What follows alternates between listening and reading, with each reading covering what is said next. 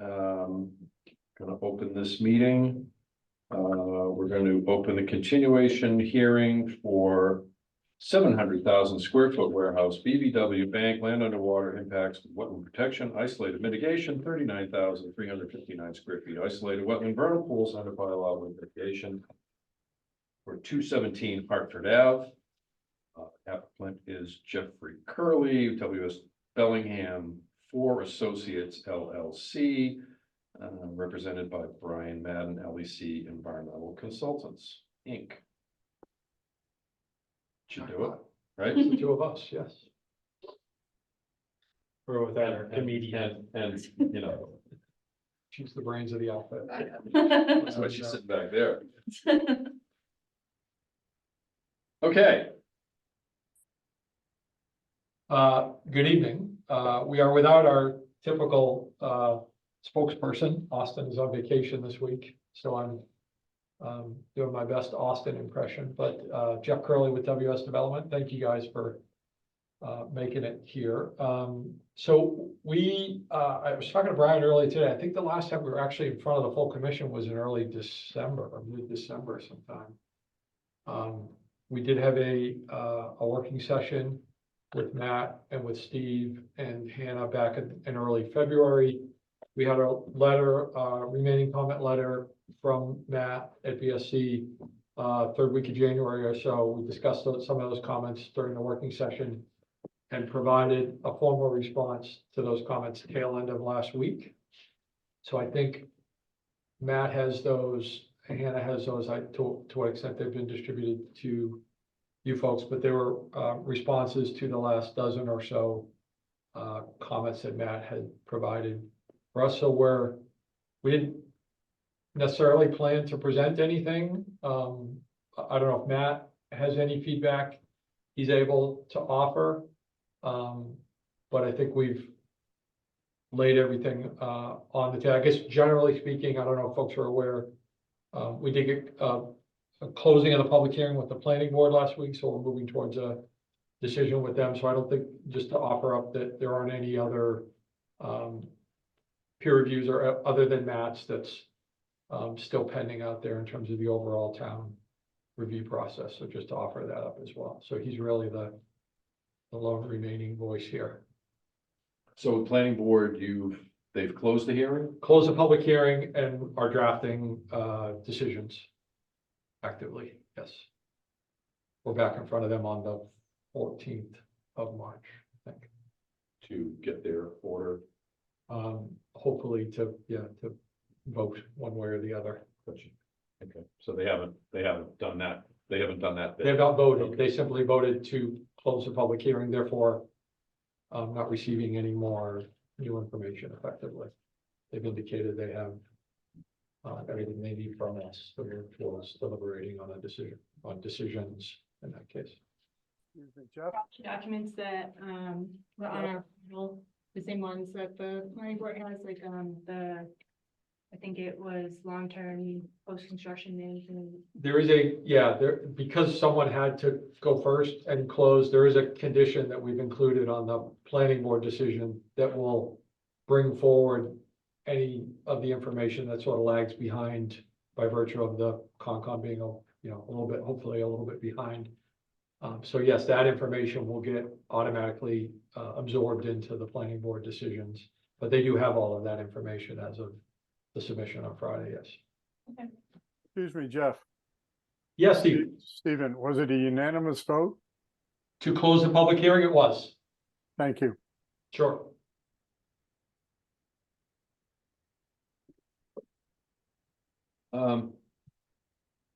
So after the last working session and the letters that came back, Matt, where are you? I'm floating out here in space, east of Boston. Yeah, so I was able to review the material, not in great depth, I admit. So in my reading, nothing struck me as a red flag. So I think that's great. I do want to give it its due. And make sure that that any remaining concerns or questions are addressed, but it looks like we're in pretty good shape. Through the chair, could I ask Jeff, does the planning board process work the same way? Do they have a clock start when they close the hearing, or is that kind of more open-ended than under the Wetlands Protection Act? I'm ashamed to say I don't know for a fact, Matt. I know that they were aware of what they thought they had in front of them for a post-closing of the public hearing process. They do have, and we've extended several times with them, a window within which they need to act.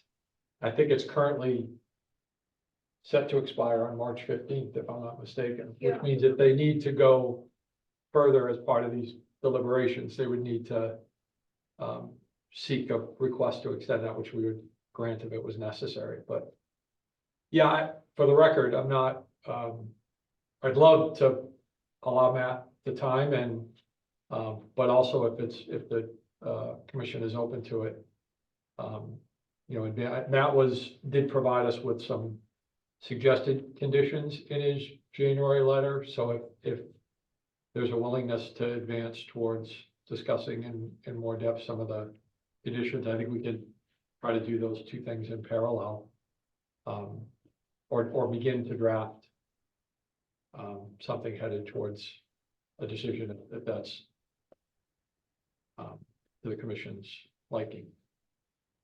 I did have some technical questions / comments on Sure.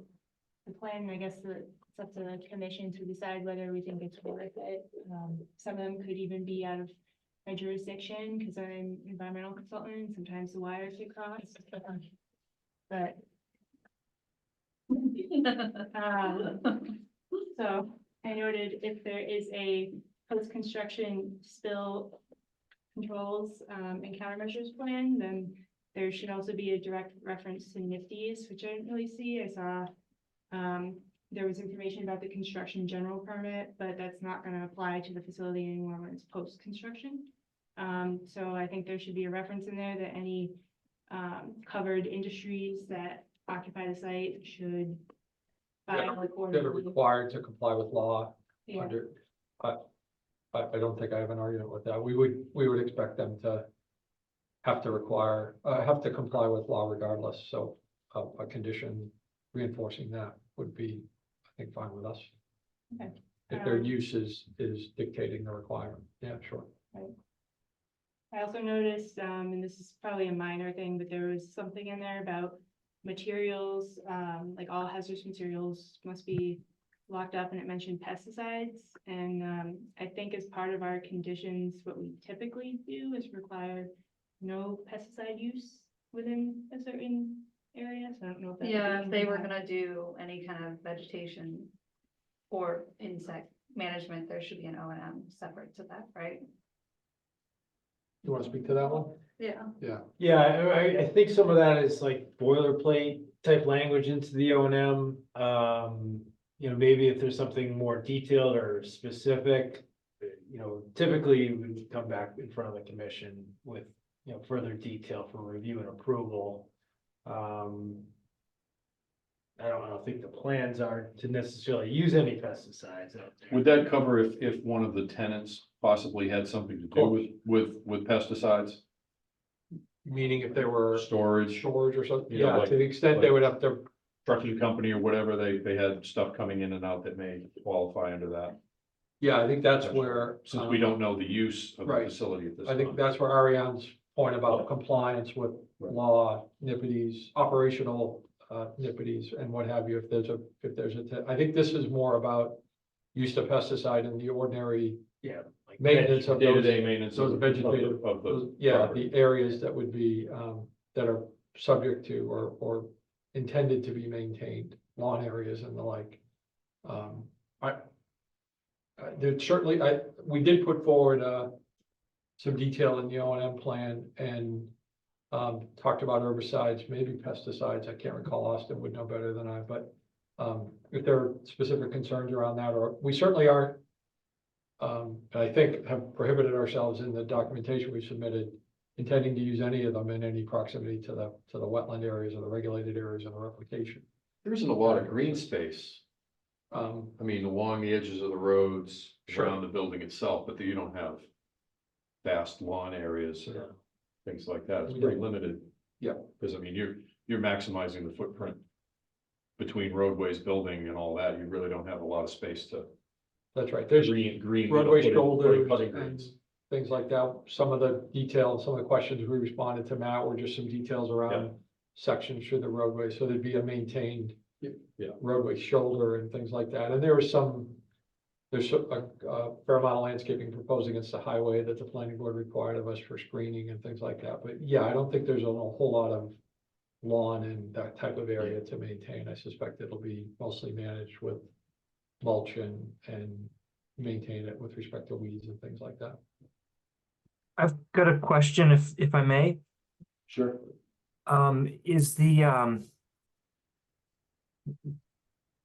Is the topography, the resulting topography, the graded slopes and things going to be distinct enough for, 5-10 years out, landscape companies to know where the edge is, that it doesn't ultimately end up those managed areas don't end up creeping into the restoration areas and buffer zones and so forth? Or are there places on the site that we ought to consider signage of some sort? I think the intention is to define that through topography and or fencing where we're above, where the roadway's slightly above and we have a shoulder that's graded back into the road. We're hoping to create an obvious demarcation there, and then where we're retaining walls with fences or guardrail above, that would be the demarcation. But I think we're open to a condition or post-construction condition that looks around when it's all said and done and says, sign would be a good idea here, right? Yeah, We would- potential gray areas Sure. where it's potential. None of us we are could seeing just in do two some dimensions on a plan we can today. just- I think, some Some minor fencing and Ordinary, some tree yeah. dodging might be appropriate. Yeah, but we could, I we think could that's- have the- post for that construction. sort of things post-construction, that makes sense. We're not Sounds gonna reasonable. look like exactly Right, today on a plan. Not that it's not a nice plan, but. thank you.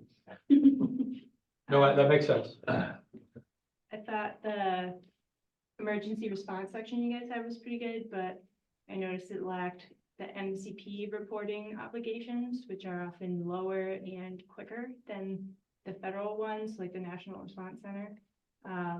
So like 10 gallons of gasoline, I think would be like a reporting obligation under there, and it can be as low as like a 2-hour reporting condition. So I think maybe just something in there that says like, 310 CMR 40. Kind of like similar to the federal requirements. Sure. If we're lacking that, are you able to communicate that to Hannah, to us, and our intention is to comply with law. If that's applicable law for something like this, we'll certainly make sure that we can treat it as a condition, or we can treat it as some additional language on the plan itself. Either one is fine by us. I thought I remembered it was 5 gallons in there. I don't know. No. Anyway, Yeah, I'd have to look too, but pardon me? doesn't seem wise to like read through it again here. Right. We can tidy that up in the future.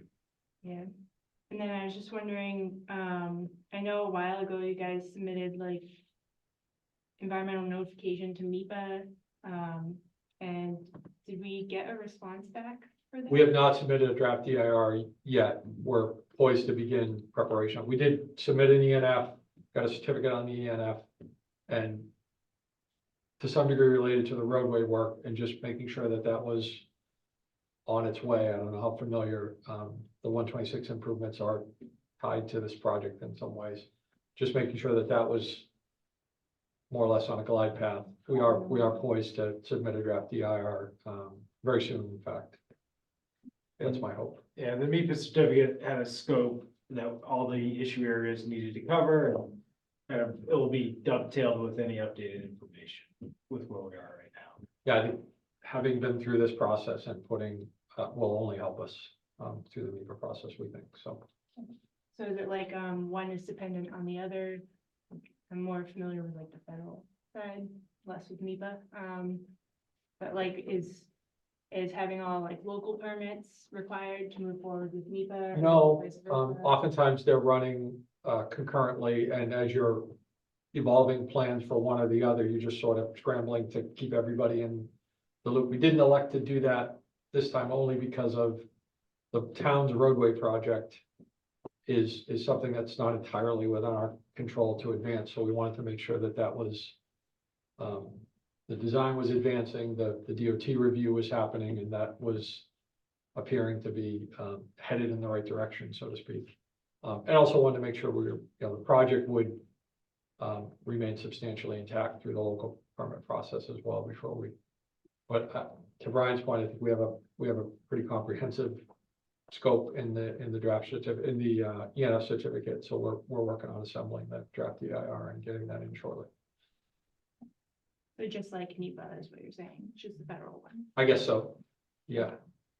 And then I'll just say for the record as well that I submitted a disclosure form to the selectmen because you guys pulled a fast one on me and almost, because of the expanded area of conservation restriction.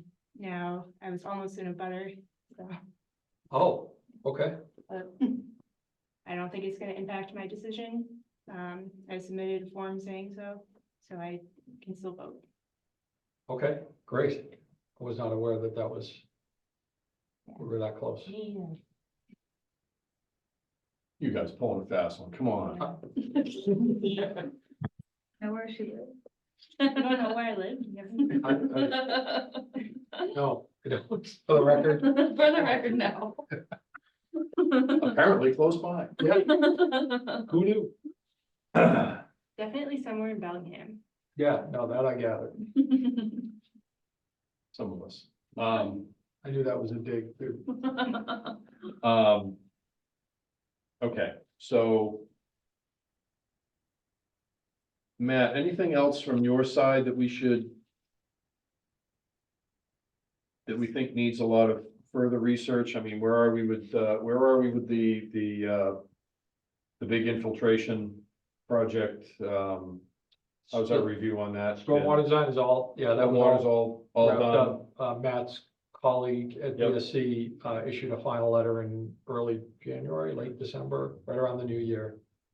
Indicated that he was comfortable with everything we had provided in the design, so.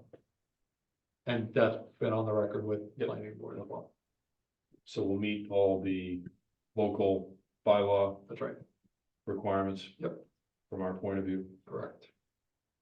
and that, There, Sorry, go ahead, Matt. thanks.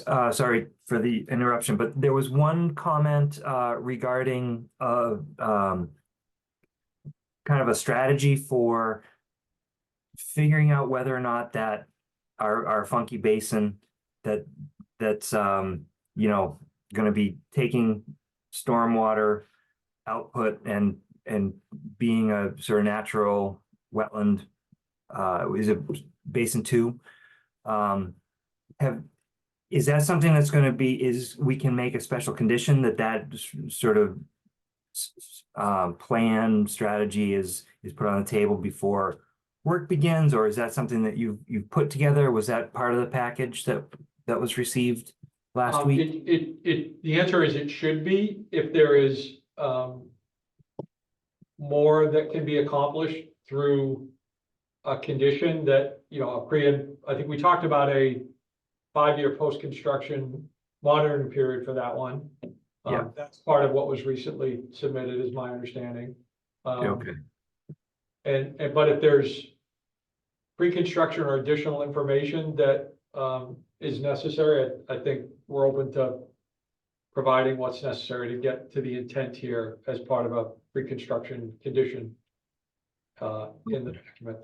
That sounds fine. But I think Austin, I can't speak for him, but believes he has been responsive to all of the conversations we've had in the plan set and could probably explain better than I exactly what the intention is. But again, if there's anything that's still a little gray, we're open to a condition that obligates us to meet pre-construction in the field, talk about how this is gonna get done. Okay, okay, that's good. We do have in the last letter from the 17th, that you were responding to, there were several special conditions that I had just kind of put together as, you know, let's put this on the table. So to Hannah, you know, supporting your process of starting to pull together your order with those conditions, that's probably a good starting place, and then we might have a conversation either later this week or early next week, and just make sure we're touching all bases for potential special conditions. That's certainly fine with us, and Yeah. we would request to be part of the process of drafting, not to change but just to make sure things are clear and easy to understand, and I'm thinking about parties downstream from us, that lenders or legal for lenders or tenants or things like that. We just want to make sure that all of the conditions are clear and unambiguous and understandable. That's really we're not trying to alter all the things we've talked about over the last year and a half. Yeah. Just so that they're clearly articulated in there. That would be our, Yeah, because we've got long-term 100%. maintenance obligations Yep. to, of these sensitive areas. a lot of those have been articulated in a plan, and simple reference to that plan could suffice in them. But yes, totally understood. And we'll also want to try to be certain to avoid any potentially conflicting conditions between the planning board side of things and conservation.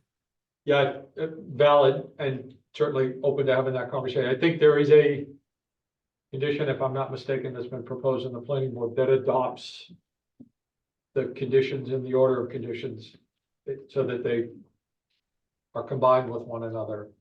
Okay. So to the extent there are conditions under the permit that you're granting, they would be. Right, if we say you can't do this and they say you can, or vice versa, then we'd have some sort of. I think that's right. We would make sure that they don't. Right. But it also absorbs all of the conditions that you guys are inclined to place on the project, so that they would reside in both places. But I agree, we would like to avoid any contradiction between the two. Yeah, again, downstream, Me in that case, but yes, Yeah. downstream tenants, lenders, people like that are gonna key in on stuff like that for sure. yes, they will. Okay, so we have two options here. We could close this as a public hearing, which would make Matt and I start drafting an order of conditions that would have to be voted on within or by 21 days. Or we can technically start drafting the order conditions, but it would still be open to the public. But that being said, we would also just have to make sure we continue to have quorum every time that they're here, or not quorum, voting, you know what I'm saying? Yeah. So, yeah, I'm in favor of the second okay, option. We have not traditionally done it the first way. We've always done it the second. Okay. Because that allows us especially with a complex project like this, we're not rushing that 21 days trying to get, we're not pushing the order out. We have the flexibility to take our time and then review it, and then we bring it back to the meeting and we vote on it and understand we move forward. And it doesn't really hold up significantly, one meeting cycle or whatever. do you guys in the past, would you vote on the order conditions and close like in the same meeting kind of thing? Like when you felt like the order of conditions was to your standards? Sometimes it was a little both. Sometimes we would vote to close and the order wasn't quite But almost, I guess. almost. And then Gotcha. that gave us till the next meeting to determine time to sign, and when we're doing wet signatures, and Okay, so it just gives us, we're not up against the deadline. Yeah. We've got more time to do it properly, so. Especially where we're, a little new, some of this, Yeah. Yeah. Yeah. so, we don't want. Everyone, I'm Motion in made. alignment with Neil, 21 days. Given the complexity and the time frame, seems insufficient in my opinion. No objection. So, I don't know if this is something you guys have to vote on, or like, you can just instruct me to start working on it and Yeah, we can no, start working on correct, it. we'll just, Okay. yeah, doesn't need a vote. The only thing we would need to vote on would be to, continue. Okay. We can say that we'll draft and begin drafting order conditions. Yeah, Hannah and Matt can work with WS on their representatives to, start working on the draft. Okay. And get them fleshed out, and that gives us, again, more time to work through the process and get an order that satisfies everyone and meets our criteria, so. Sounds good to me. Thank you. And assuming no one else on this call is. Here for- Intern, recording. I'm not sure who TOB is. So. All right, So next meeting would be on the the 13th, 13th. so Lucky 2 weeks from 13. now. Hmm? That's 2 weeks from now. 2 weeks. Because the room should be back to normal. Room should be back to normal day after election day. One would hope. And what was the, Let's say, an what was the uprising or meeting something. with the planning board, was it? It's the 14th. You guys are back in the same week this month. Yeah. Nice. Yep, we can't, the 3 or 4 that are not going to be happening tonight are automatically being pushed to them. So nice But get- we never, nights get they always start out like this What and you then gonna they do? look different the day before, so. Yeah, especially because one of the continuances to the 13th is, Been continuing. I don't know if I want to say highly unlikely, but highly unlikely. Yeah. Okay, It's so definitely unlikely. vote to continue. I don't know if I can say that. Yeah, so I will entertain a motion to continue this hearing to the evening of March 13th So moved, at a time to be determined prior to scheduling the meeting. so moved. Second?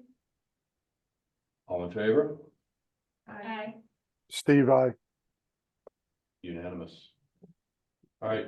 Thank you, Steve. Appreciate you coming to Thank you, this. Steve. You're welcome. Have a good week. Thank you all. Thanks, you too. Thank you. Ariane, if you can get those to her, we'll make sure we address those. Thank you. Oh, I can just take a picture of it. Okay, so because we officially don't have quorum anymore, I spoke. Thank you, Matt. Thanks a lot. Matt, Oh, yeah, you're good to go, Matt, unless you want to Okay. listen. Yeah. Have a good evening. Hannah, I'll call you tomorrow, okay? Okay, sounds good. Thanks. Hannah, Yes, before I leave, is there something you need to vote on? I guess technically, if you guys looked at Lake Hiawatha's order of conditions, you can vote to extend it so I can start that paperwork, but besides that, I don't think anything else is needed. The one from 2010? Yeah, I have not looked at it. okay. So, Get out of here. yeah, go rest. All right, good night, everyone. good night. Alright. Have a good night.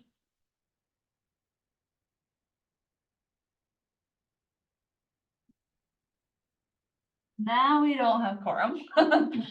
So after talking to town council today, because there are listed times here, and my little asterisk at the top, the last one is at 8:30.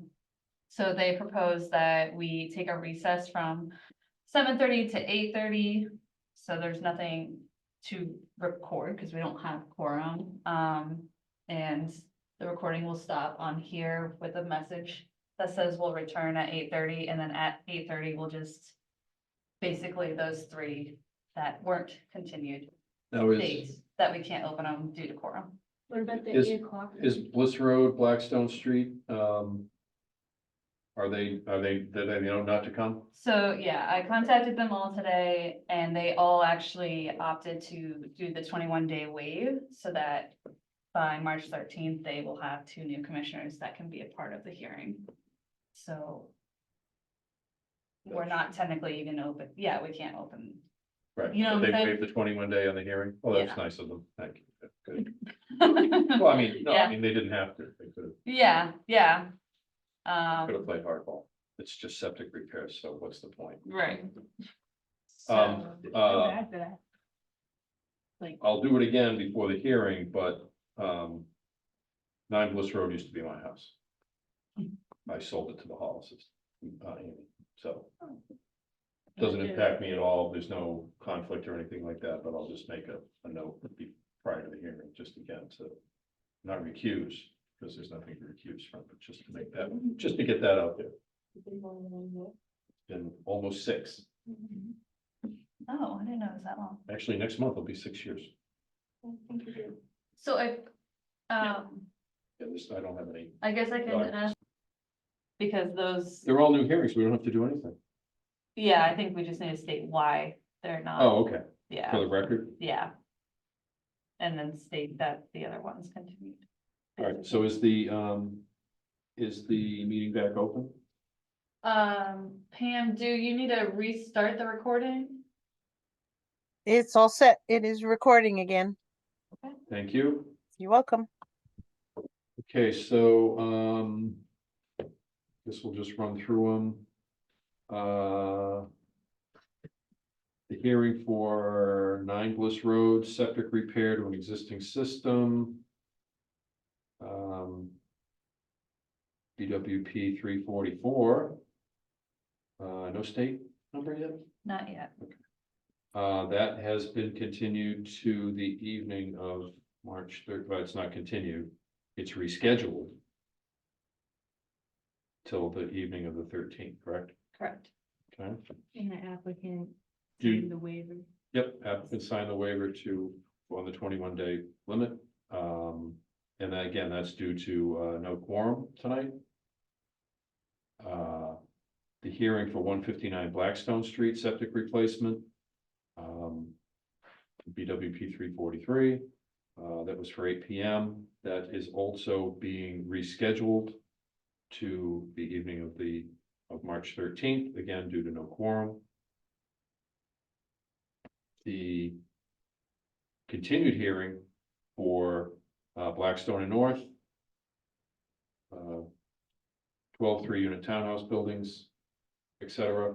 That the applicant requested a continuation till the evening of March 13th. The question on this one, that's not a new hearing, or was, Oh, it's not. no, it's I not. need to That's- correct that. That's a continuation as well, correct? Yes. That's a C hearing. The continued hearing for 85 Menon Street, Lucille Steakhouse. The applicant requested a continuation again until the evening of March 13th. To be scheduled as we do just before the meeting. And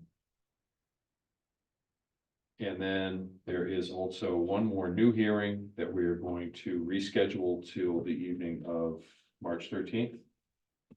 For Zero Maple, proposed 19,525 square foot industrial style building, etc. BWP 345, again, that's going to be rescheduled. And- Again, due to no quorum this evening, and we do then have the waiver, the 21-day waiver on 9 Bliss, 159 Blackstone and Zero Maple. We do have the waivers on those to reschedule outside of the 21-day. The other two are continuations that the applicant requested the continuations for. So I think we're good with that. We can't really talk about anything. No open hearings, no discussions, Hannah, anything from your end on just business wise? No admin business, everything under other business is not time sensitive and just ongoing work with the town that can be discussed at a different point. Hey, guys, before we adjourn, quick question. For all the things that were discontinued tonight, do anybody have to actually vote on that for the continuations? I don't believe so, because even if we didn't vote, they get to continue up to 2 years. Right, and we can't vote because we don't have a quorum. That's true. Plus, Okay, so I'll just put to The the next. applicant requested the continuation, so there's nothing for us to vote on those, and the others are reschedules. So again, that's not a voting issue, Okay, and we don't have a Just- quorum anyway. okay, was just figuring out when I do my minutes, but thank Yep. you. Hopefully it'll be very simple for you. Yes. They don't seem too bad yet. Okay, so, Are we able to close? well, yeah, we No. can, that we can, we have to do that, yeah. So I'll entertain a motion to adjourn. Would like to make that motion to adjourn. Second it. All in favor? Aye. Unanimous. All right. Except for